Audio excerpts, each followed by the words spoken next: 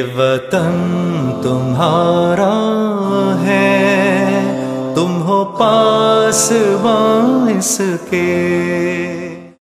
ہر سال کی طرح اس سال بھی 23 مارچ کی سپیدہ سحر کی کرنوں نے قوم کو یہ واضح پیغام دیا کہ غلامی کے ماحول کو پس منظر میں دھکیلنے کے لیے جرأت و ہمت، پختہ ارادہ اور اپنے موقف اور اصولوں پر ڈٹے رہنا ضروری ہے، کیونکہ اس دن مسلمانوں کے سمندر بے قرار نے ایک آزاد مسلم وطن حاصل کرنے کا عزم مصمم کیا تھا۔ پس مسلمان انگریز کی عداوت اور ہندو کی منافقت کے باوجود عزم و ہمت کے باعث اپنے دیرینہ خواب کو شرمندہ تعبیر کرنے میں کامیاب ہو گئے تھے۔ اگرچہ بر صغیر میں مسلمانوں کی حکومت کے زوال کے بعد انگریزوں اور ہندوؤں نے ہمیشہ مسلمانوں کے ساتھ معاہدانہ اور ناانصافی پر مبنی متعصب رویہ اپنائے رکھا، تمام تر ظلم و ستم کا نشانہ خصوصی طور پر بر صغیر کے مسلمان ہی بنتے رہے، جبکہ انگریزوں کی طرف سے تو مسلمانوں پر ظلم و ستم کا ہر طریقہ آزمایا گیا،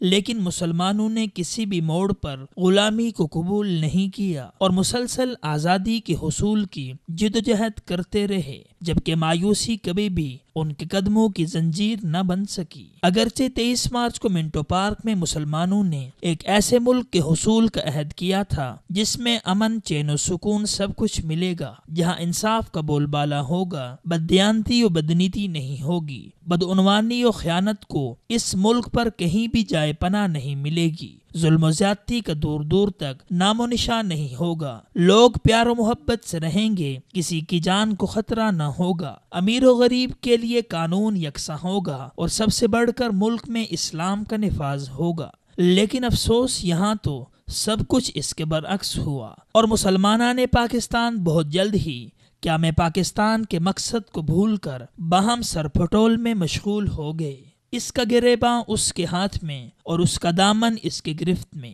پارٹی بازی، لسانی منافرت، فرقہ وارانہ لڑائیاں، دہشت گردی، سیاستدانوں کی خرمستیاں، اوپر سے نیچے تک کرپشن، میرٹ کا قتل عام، عدالتوں کی بے وقتی، انصاف کا خون، تعمیر کی جگہ تخریبی ذہن کی پرورش، مثبت کی جگہ منفی سوچ کا فروغ، امن و امان اور تحفظ کے بجائے خوف و دہشت گردی اور خون ریزی و صفاقی کے جراثیم کی پرورش، غرض ہم نے مل جل کر قوم ملک کی تباہی کا ہر سامان کیا۔ ہم نے کرپشن میں ساری قوم کو پیچھے چھوڑ دیا، دھاندلی کے تمام ریکارڈ توڑ دیے، ہمارے حکام اور وزراء کی عیش سامانیاں دیکھ کر امریکہ اور روس جیسے متمول ممالک کے حکمراں بھی حیران و پریشان رہ گئے، امیر و غریب کے درمیان خلیج بڑھتی گئی، قانون صرف غریب کے لیے اور امیر نے خود کو ہر قسم کے قانون سے اپنے آپ کو آزاد سمجھا۔ غرض ہم نے اور ہمارے حکمرانوں نے قیام پاکستان کے مقاصد کے منافی ہر کام کیا،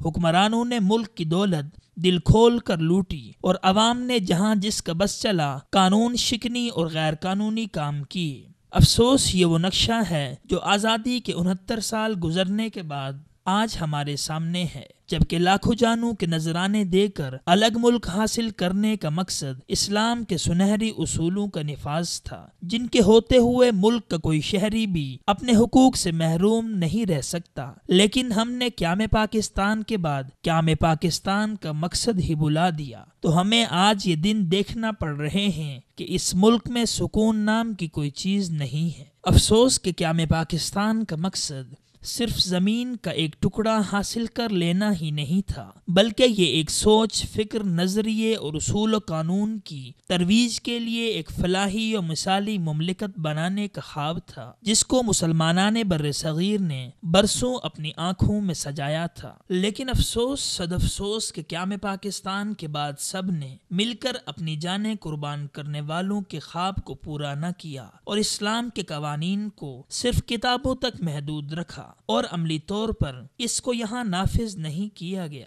یقیناً ہم سب نے مل کر ان بزرگوں، ان کی قربانیوں اور قیام پاکستان کے وقت اپنی جانوں کے نذرانے دینے والوں کی ناقدری کی ہے، کیونکہ انہوں نے پاکستان بنانے کا جو عہد کیا تھا اسے پورا کر دکھایا تھا۔ بس آج ضرورت ہے کہ ہم سب مل کر اس ملک کی جغرافیائی و نظریاتی سرحدات کی حفاظت کا عہد کریں اور جس سوچ اور نظریے کے تحت اس ملک کو حاصل کیا گیا تھا اس کو مد نظر رکھتے ہوئے صحیح معنوں میں اس ملک میں قرآن و سنت کے قانون کے نفاذ اور آئین کی بالادستی کے لیے اپنا کردار ادا کریں۔